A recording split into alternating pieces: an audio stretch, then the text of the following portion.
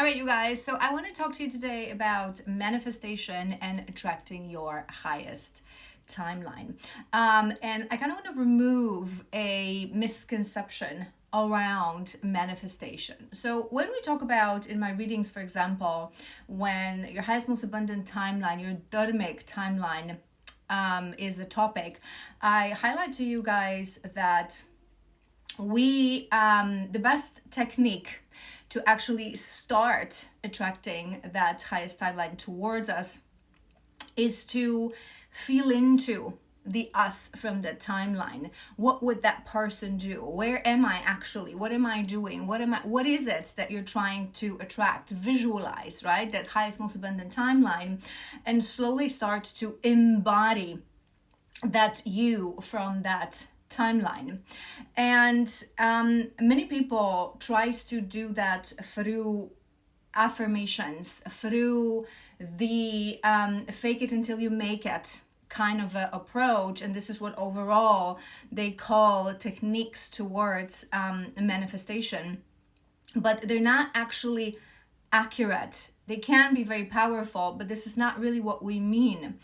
I've mentioned to you guys recently, which is the ultimate truth, that we are manifesting naturally. We don't have to manifest. Manifestation is not something that we have to do consciously. Manifestation is something that is effortless. It is a byproduct. We actually cannot force ourselves to manifest. We manifest naturally through law of attraction, and it's something that we talk about all the time here on my channel.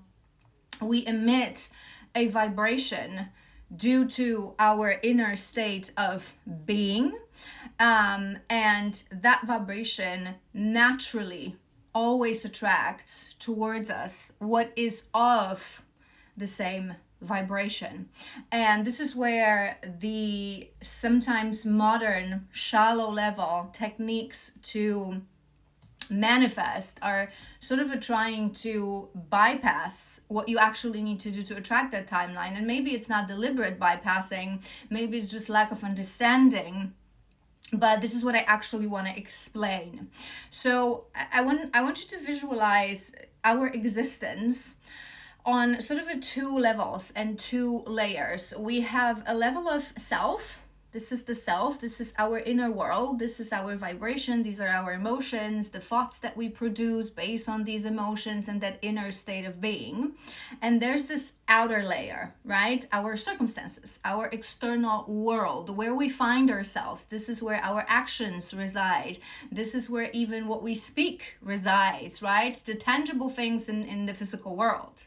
Now, when you're following the standard, modern, popular ways of attracting that highest timeline, which can be affirmations, visualizations, again, they are very powerful. We'll talk about this in a moment. But what many people doesn't understand is that what we're trying to shift in order to attract that timeline is the inner state of being, not the outer state of being. Outer state of being, it's always a byproduct of the inner state of being. You cannot do it other way around, right? So I want to give you a couple of examples. Let's say what you want to attract is a life of abundance, a life where you have a good job, where you have more money that you can spend, you never worry about money, you have a job that is fulfilling, you have a partner that is your destined partner, your highest soulmate or your highest soul tie, right? You're destined for that timeline, for that lifetime partner. So here you are, a little bit confused. How are you supposed to do that? And you apply this technique again. Fake it until you make it. I do not like that technique. There are some people who claim that this is how they attracted what they have in life. You fake it until you make it. And it's really not true. It's something that can help us in the moment. And again, we're going to talk about this in a second. But when you do your fake it until you make it, so let's say you want to feel like you have the money, right? So you walk around imagining that you have the money, that you have this perfect job, you're visualizing yourself, you feel like, but deep down, you feel fear. You feel fear that you're going to lose your current job. You feel fear that you're not going to have the money to pay the bill. So you walk around visualizing that everything is great, that I am the money. You look in the mirror and you go with those affirmations. I am beautiful. I am great. I am powerful. I am rich. I am abundant, right? I am sexy. But deep down, you don't believe that. You're trying to convince yourself. Who are you trying to convince, right? So what you need to do is to work on shifting the inner state of being. Because if you are saying all these things, but deep down you think, oh my God, I put on some weight during the winter. I cannot wear this. I don't really look so good. Or then a bill comes in and your first immediate thought is like, oh my God, how am I going to have the money to pay this bill? Or you are trying to, envision yourself already in that beautiful relationship, but deep down you go to bed and you feel lonely. It's like, there's no one to hold me, right? This is what you need to address. The core emotion, the core feeling is what we need to address. Because how we actually manifest and how we actually attract that timeline is working on the core, not the external layer. So you are actually, in order to attract it, is you need to get yourself to the state of being when you really deep down know, I am abundant. I'm abundant. I have the money. The money will come. The universe will provide for me, no matter what my circumstances. So the whole bunch of old bills can arrive and you're just, it's okay. I'm just going to sit down. I'm just going to pay it. It will all be good. When the time will come, I trust. Because I have nothing to worry about, because I'm already embodying the inner state, the vibration of the self from the highest, most abundant timeline. Now, when you do that, when you already do that, you're already working on that emotion, you're working on that inner state, all those things that I've mentioned, affirmation, visualization, they're very powerful, right? So when you're doing the self-work, you can add to that daily affirmations in the mirror. You can add to that those beautiful, powerful affirmations that exist online. I always recommend Brian Scott to you guys. I think he's absolutely amazing. I use his videos all the time myself. I recommend them to my clients as well all the time. They're extremely powerful to reprogram your mind. But reprogramming your mind, saying these affirmations out loud, saying them to the mirror, visualizing, envisioning that you already live there without addressing the core emotion that you're still lonely, that you're still afraid, that you're still hesitant, that you still don't trust, you are not embodying who you are on that highest, most abundant timeline. So how do we address that? Through shadow work, through asking the question, okay, I'm walking around and I'm faking until I make it, that I am already wealthy, abundant, beautiful, but deep down, I feel a little bit of fear. Why do I feel this fear? What is this limiting belief within me that brings that fear? What is the wound within me that brings that fear? Why do I constantly fear that fear? You do your shadow work.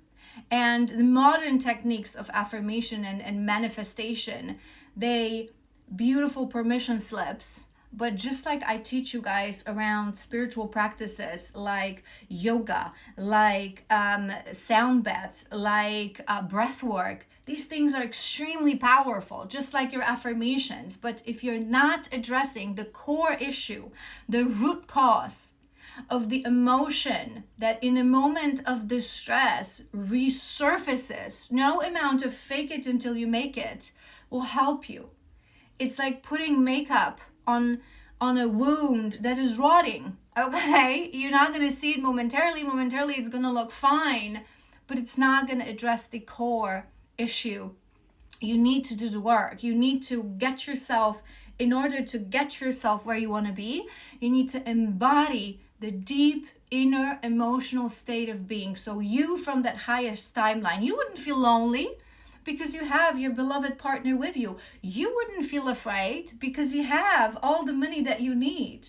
You wouldn't feel lack of trust because you already have all your dreams, right? You wouldn't feel anxious about going to work because you already are working the job of your dreams, your ultimate fulfillment, right? And There's one more thing that I want to give you as an example. So there's this experiment that they did to visualize the theory of Einstein, the gravity theory and the relativity theory. They took two objects. One was feathers, and the other one was like the metal ball. I believe it was like a bowling ball or something like that. So something much heavier. And they put them both in a chamber, right? In this huge chamber. And the first thing that they did is they released them from, I don't remember what was the height, it doesn't matter, it was quite a lot. They released them and they started falling. And the bowling ball felt fast. And then the feathers were just floating in the air, slowly reaching the ground. And the next thing that they did is they put them up again, and they created a vacuum in that chamber, because it was a chamber. It's like a NASA thing that you can remove the whole air. They use it to test space aircraft. So they removed the whole air from it, right? Creating that vacuum. And they were falling simultaneously in the same slow, not necessarily slow in a sense, in the same regular, that's the word, pace, until they both touched the ground in the same time. And this ultimately proves, it didn't prove it, we already knew it, it was an experiment to visualize it, but this ultimately proves that gravity is not a force. It's not something that is pushing objects towards Earth, but it's Einstein's theory that says that Earth, because of its mass, it bends space and time, creating paths for objects to naturally move and follow that path. And what came to me yesterday, because we were talking so much about, dharma and attracting your dharmic path and manifestations and alignment. It's what we do here, alignment. This is what this channel is about.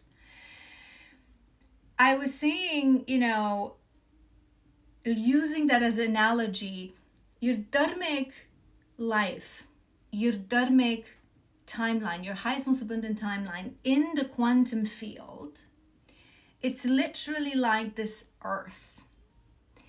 Because of its mass, because of its power, when it comes to your existence, it bends space and time. Again, no space and time in quantum field, but this is just an analogy, so bear with me.